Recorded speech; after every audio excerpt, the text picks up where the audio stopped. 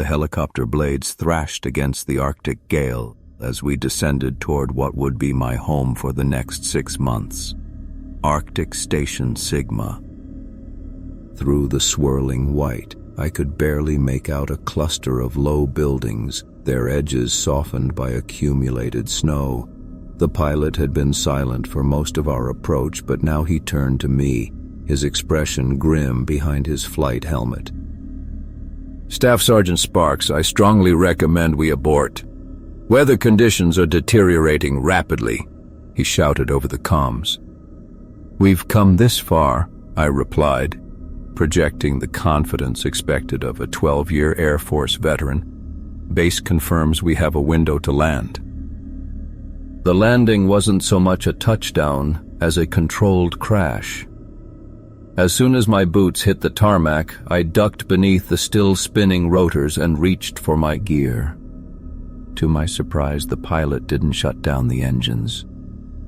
"What are you doing?" I shouted against the roar. "Not staying," he yelled back, tapping his watch emphatically.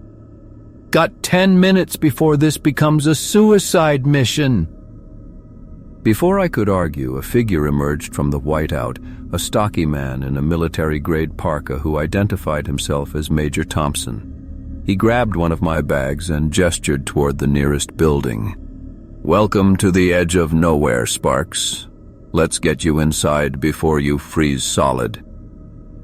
I expected a proper orientation, perhaps a tour of the facility.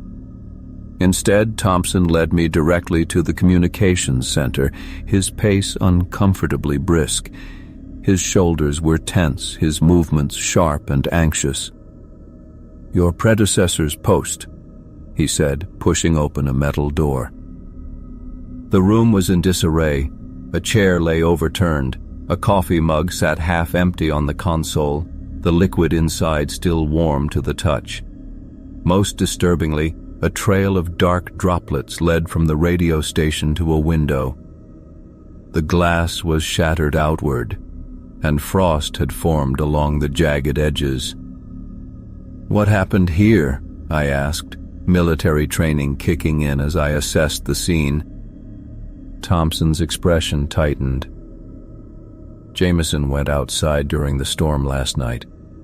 In those conditions, why would he—" "That's what you're here to figure out," Thompson cut me off. "He was our comms specialist, like you." "These look like defensive wounds. Was he attacked?" I moved closer to the window, noting the blood spatter pattern. Thompson offered no answer, his gaze fixed on the radio equipment. As I approached the console, I noticed something odd. Scraps of paper were taped everywhere. Each contained handwritten rules, some in different handwriting, as if accumulated over time. "If you hear children singing lullabies on any frequency, immediately switch to emergency channel and report code frostbite. When static forms the shape of screaming faces on the oscilloscope, cover the screen and wait 10 minutes before looking again. Any transmission consisting only of sobbing that lasts longer than 3 minutes means something has breached the perimeter. Lock all doors. If you see faces pressed against the window during your shift, they're not human. Continue working and avoid eye contact. When the temperature drops below 40 degrees, the radio picks up voices from the research accident of 1987. Do not try to help them." I turned to Thompson, unable to hide my confusion. "Sir, what exactly are these? They're not in any communications protocol I've ever seen." "Jameson's rules," he muttered, avoiding my gaze. He was particular about procedures. "These sound more like superstitions than protocols," I said, running my finger along a bloodstain on the desk. "This is a scientific research station, isn't it? What's this about a research accident in '87? Thompson's reply was interrupted by a sharp burst of static from the radio. We both jumped. The control panel lights flickered to life despite no one touching them. "Something's wrong with this equipment," I said, reaching for the dials. The static cleared and a voice emerged, ragged, breathless, desperate. "This is Communications Officer Jameson. I'm outside the perimeter fence. The storm. I can't see the station lights anymore. My hands are freezing. Please send immediate assistance. Thompson, if you can hear this, I'm following the signal back. Please respond." I looked at Thompson, ready to mobilize a rescue team, but his face had gone white. He staggered backward, grasping the doorframe for support. "That's impossible," he whispered. "We buried what was left of him yesterday." The radio crackled again, the voice growing more desperate. "Please respond. Something's following me through the snow. I can hear it breathing." The transmission died as the temperature in the room plummeted. Through the broken window, nothing was visible but swirling white. The sudden silence settled over us like a physical weight. Thompson and I stared at each other, neither willing to acknowledge what we'd just heard. Outside, the blizzard swallowed any evidence that might have validated Jameson's impossible transmission. "We should send a search team," I suggested, but the words felt hollow even as I spoke them. Thompson's face hardened. "Staff Sergeant, we recovered Jameson's body yesterday, what was left of it." He gestured toward the broken window. "Whatever that was, it wasn't him." He ordered me to secure the communications room and left without further explanation, his footsteps echoing down the corridor until the howling wind consumed them. I spent that first night cataloging equipment and repairing what I could, desperately clinging to the concrete reality of circuits and wires. The handwritten rules remained taped around the console, their warnings now carrying a weight I couldn't dismiss. Whenever static crackled through the speakers, my hand hovered over the frequency dial, dreading Jameson's voice might return. It didn't. Not that night. 1 week later, I'd established a routine that preserved the illusion of normalcy. The research team avoided the communications center except when absolutely necessary. Thompson had the window replaced but refused my requests for information about Jameson or the 1987 accident mentioned in the rules. "Focus on your assignment, Sparks," he'd say. "Leave the past buried." I was conducting a scheduled transmission to McMurdo Station when it happened. The oscilloscope, which normally displayed clean sine waves representing our broadcast signal, began forming unusual patterns. At first, I thought it was equipment malfunction, interference from the aurora activity overhead. But as I watched, the jagged lines coalesced into unmistakable shapes, contorted human faces, mouths stretched wide as if screaming.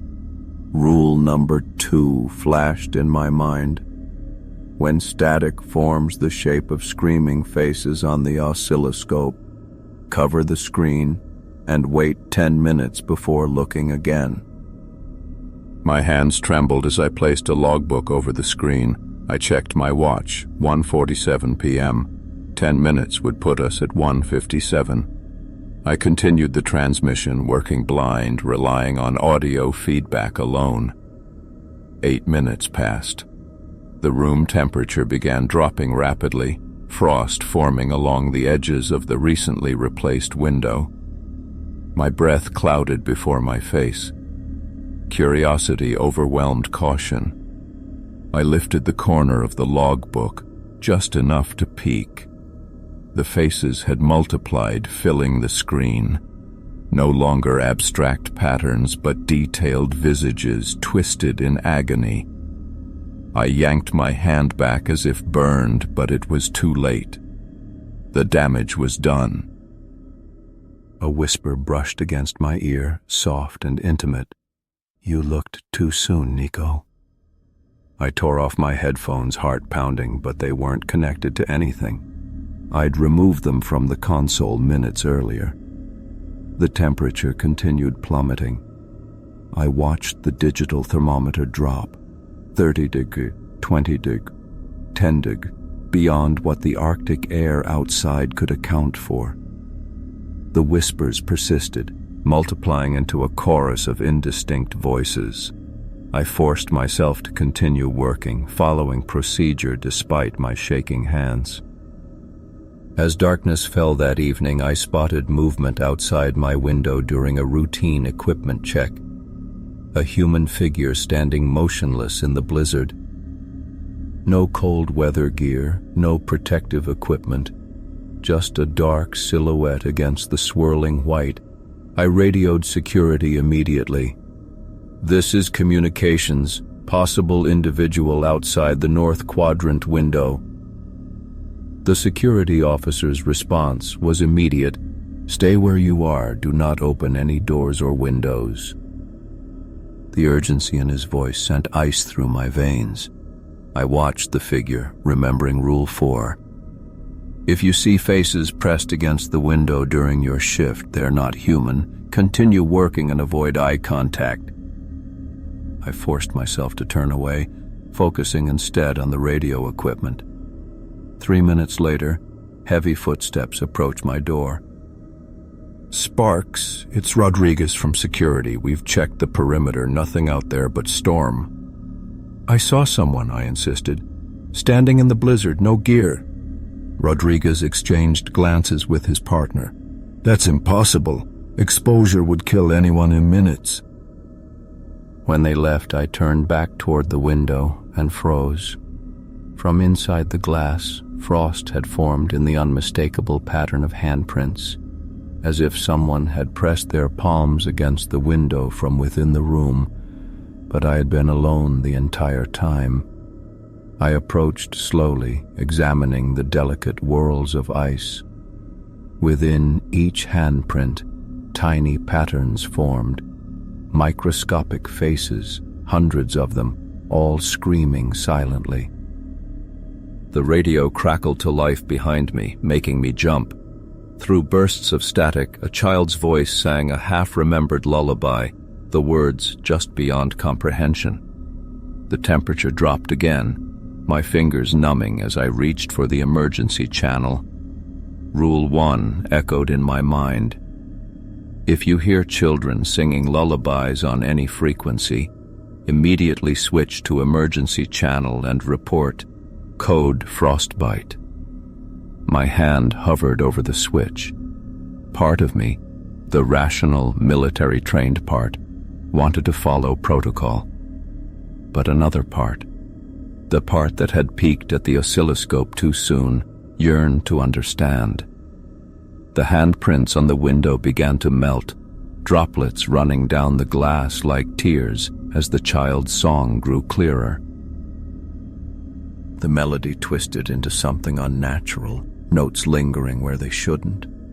I recognized the tune, "Twinkle, Twinkle, Little Star," but slowed to a grotesque crawl, as if sung by something that had only observed humans from a distance. Finally, self-preservation won out. I flipped to the emergency channel and spoke the words from Rule Number 1. "This is Communications Specialist Sparks. Code Frostbite. Repeat, Code Frostbite." The response was immediate. Alarm lights bathed the room in pulsing red as metal shutters slammed down over the windows with a mechanical groan. The lullaby cut off mid-note, leaving only the howl of the Arctic wind. Major Thompson's voice crackled through the intercom. "Lockdown initiated. Remain at your station, Sparks. That's an order." The entire incident was documented as an atmospheric anomaly in the official report. Thompson refused to discuss it further, and the other personnel avoided me entirely for the next 3 days.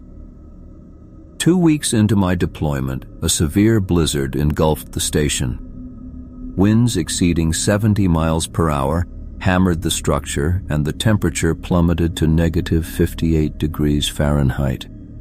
Satellite communications failed completely, cutting us off from the outside world. With routine transmissions impossible, I used the downtime to dig deeper into Station Sigma's history. The computer terminal in the communications room had limited access, but my security clearance opened more doors than Thompson probably realized. I found personnel records dating back 15 years. What I discovered made my stomach turn. The mortality rate for communications specialists at Arctic Station Sigma was nearly 80%. Each lasted an average of 4.3 months before being listed as deceased, missing, or my personal favorite, status unconfirmed. Jameson had actually outlasted most of his predecessors. Every file referenced standard Arctic hazards as the cause, no specifics, no investigations, just a replacement request followed by a new specialist arriving within weeks. I was searching for anything related to 1987 when static erupted from the radio. I adjusted the frequency, trying to isolate the signal.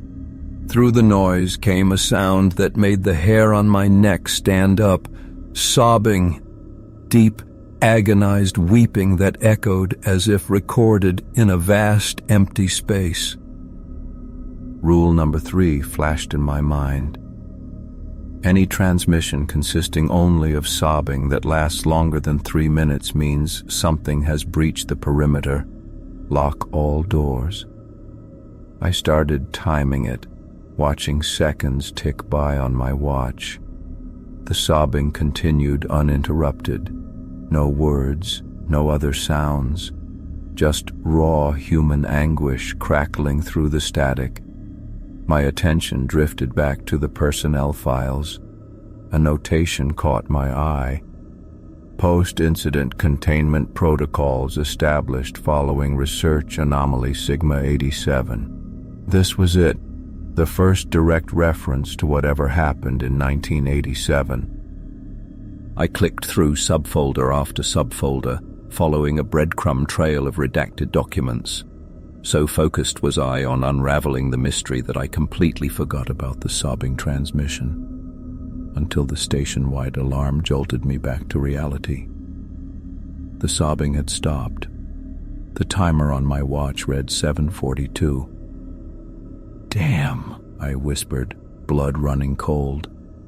I'd broken another rule. The intercom squealed.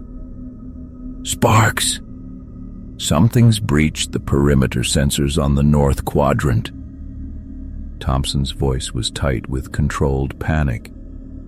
"Secure the communications room immediately. That's a direct order." I scrambled to the door, slamming it shut and engaging the 3 deadbolts. The temperature in the room was dropping rapidly. I could see my breath clouding in front of me. That's when the scratching started. Light at first, like fingernails gently testing the door's surface. Then harder, more insistent, rhythmic, deliberate. "Nico?" A voice called from the hallway. Not Thompson's. Not anyone I recognized from the station. "Nico, please, I'm so cold out here." The voice cracked with emotion. Another voice joined in, then another. A chorus of pleas, all addressing me by name, all claiming to be freezing, dying, needing my help. "Open the door, Staff Sergeant," said a voice that turned my blood to ice, the unmistakable cadence and tone of my ex-wife, Rachel. "I came all this way to see you." "That's impossible," I whispered, backing away from the door. The temperature plummeted further. The digital thermometer on the wall flashed -40, then -41, then -42, ticking downward as frost crawled across the equipment. The radio crackled to life without my touching it. "Anyone receiving?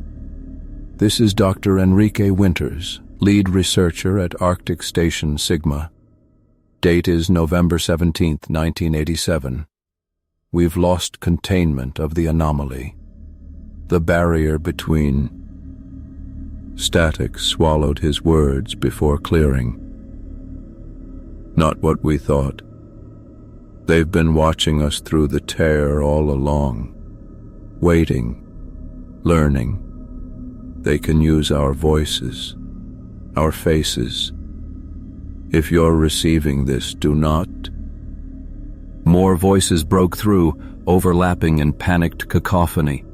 Men and women pleading for extraction, describing horrors I couldn't comprehend, all dated 1987. Voices of people 30 years dead.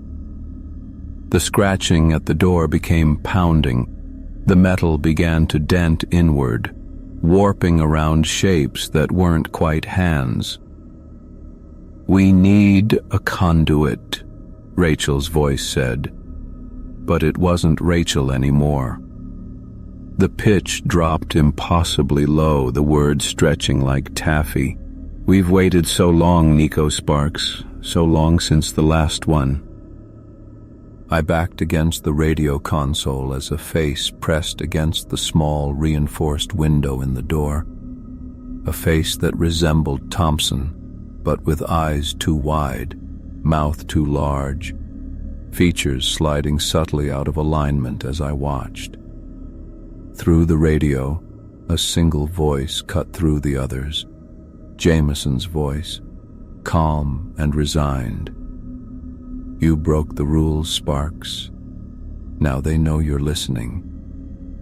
Now they're coming for you too."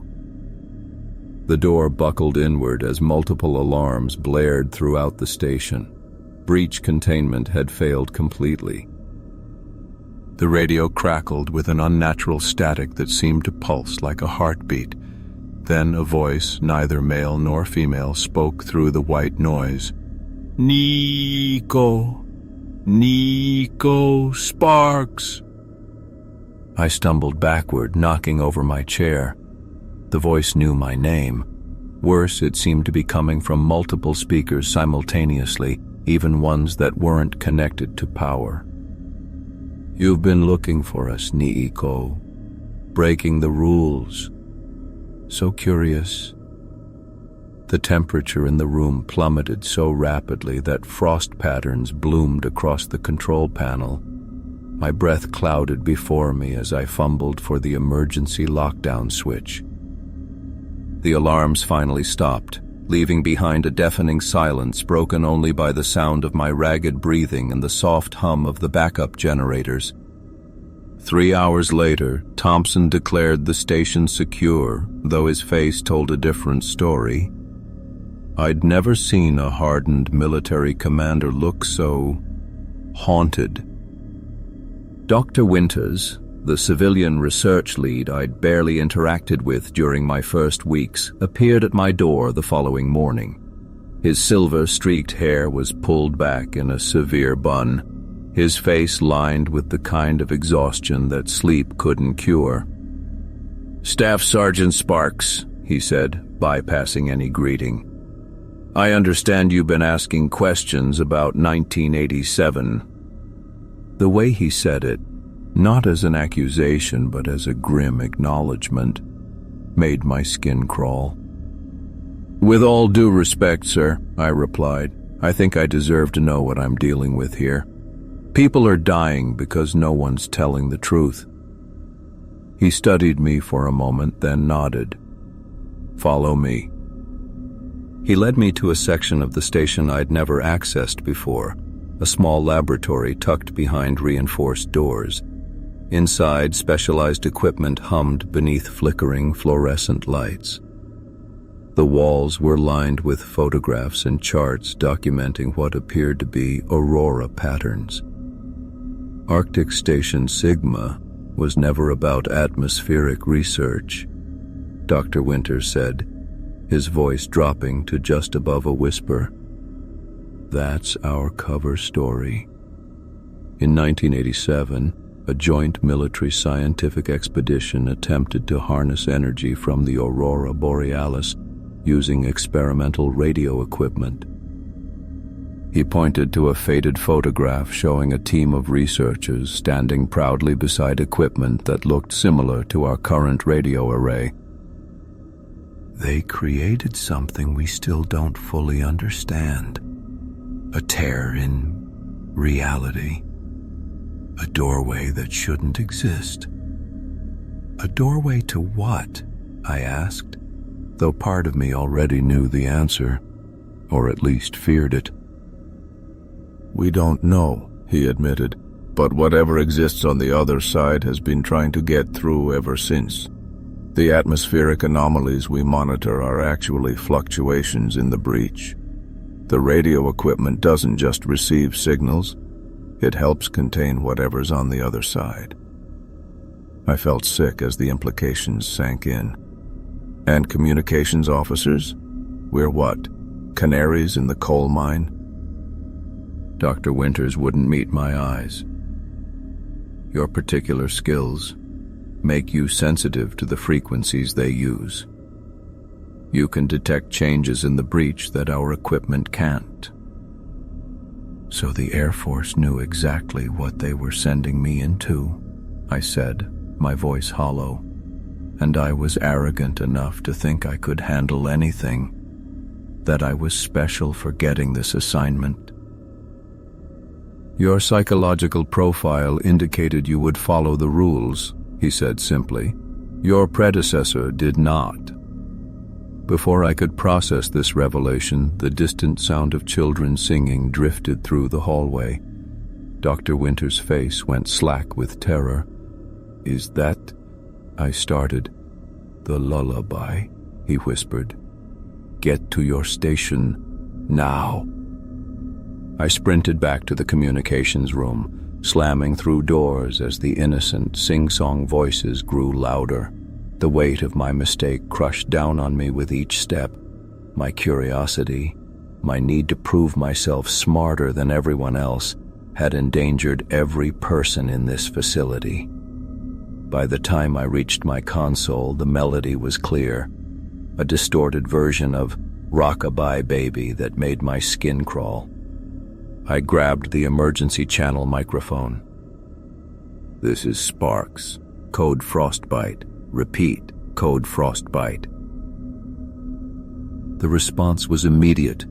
Blast doors sealing, lights shifting to emergency power, and the muffled sound of security teams mobilizing throughout the station. Dr. Winters had fallen behind me in the rush. I could hear his footsteps racing down the corridor toward the safe room when they suddenly stopped, followed by a gasp. That's when I saw them. Faces pressed against the communications room window. Dozens of them crowded together, their features distorted as if viewed through melting ice.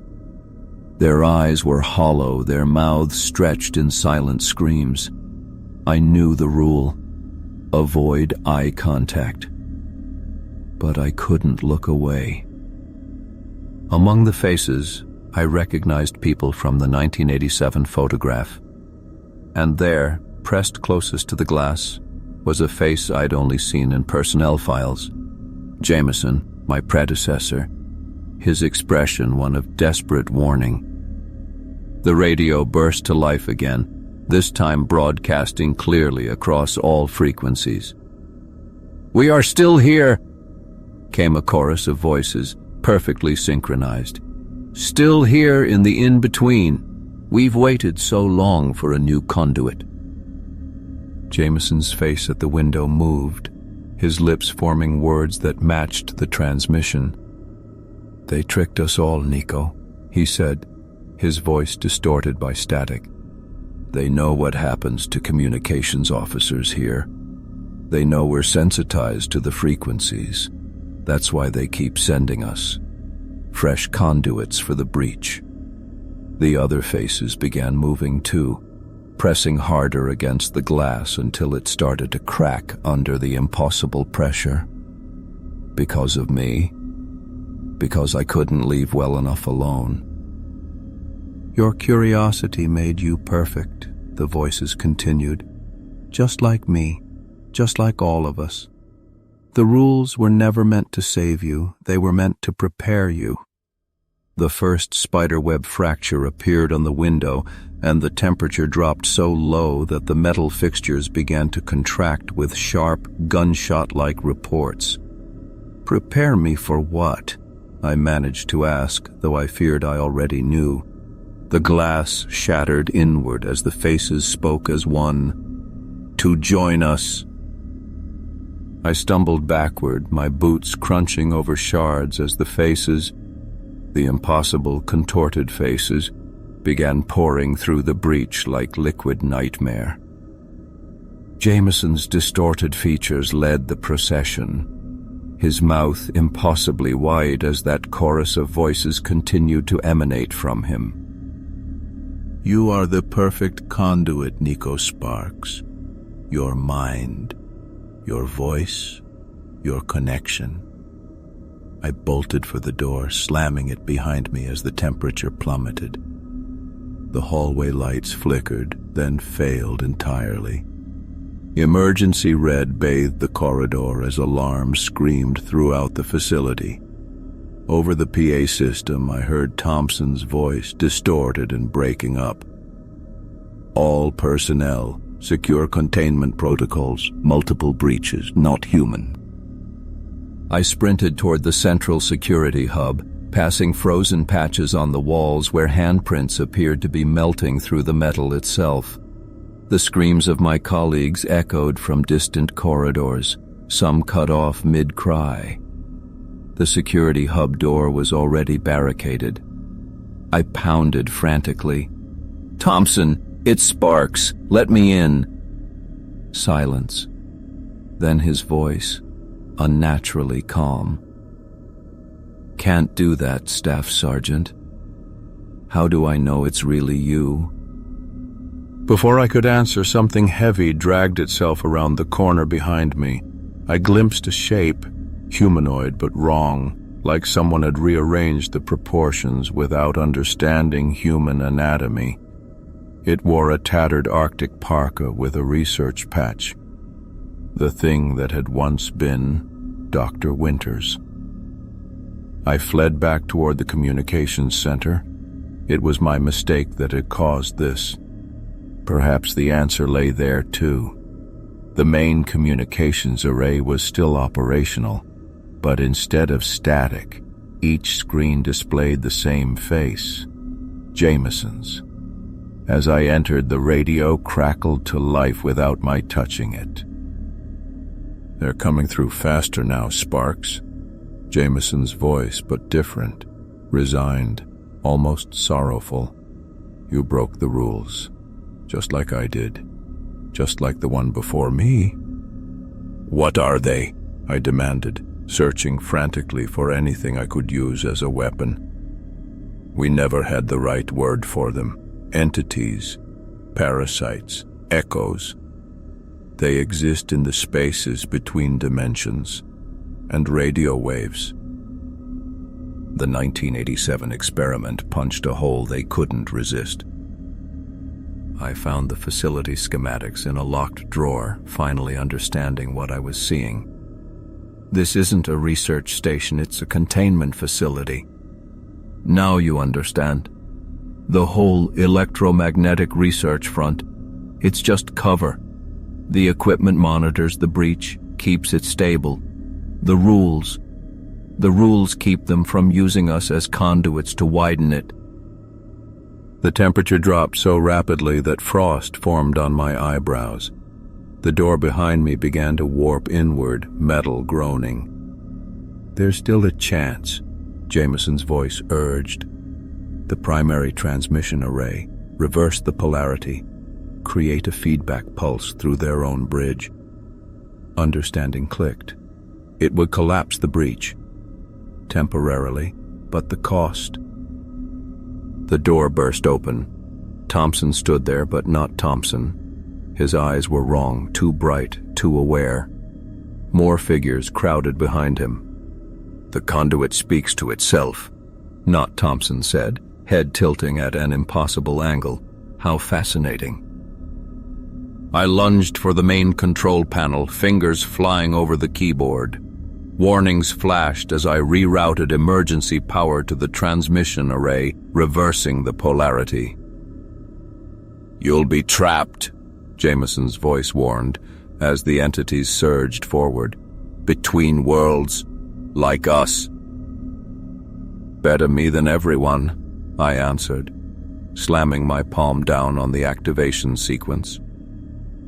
Light erupted from every screen, every speaker, every communication device. The entities shrieked, a sound no human throat could make. Not Thompson reached for me, fingers elongating impossibly, but then the air itself seemed to collapse inward. I felt myself stretching, consciousness pulled in impossible directions as the feedback pulse tore through the breach. My last coherent thought was of the rules taped around the communications room, rules written in blood and desperation, rules I should have followed. 6 months later, communications specialist First Class Lana Hayes stepped into the rebuilt Arctic Station Sigma. The fresh paint and new equipment couldn't quite mask the lingering wrongness in the air. In the communications room, she found the rules, familiar warnings about voices and faces, carefully preserved behind protective glass. Someone had added a new rule at the bottom, the handwriting different from the rest. "If you hear my voice on any frequency, I'm already lost. Run. Nico Sparks." She settled into her chair, adjusted her headphones, and began her first transmission. As static hissed through the channel, she could almost swear she heard someone whispering her name.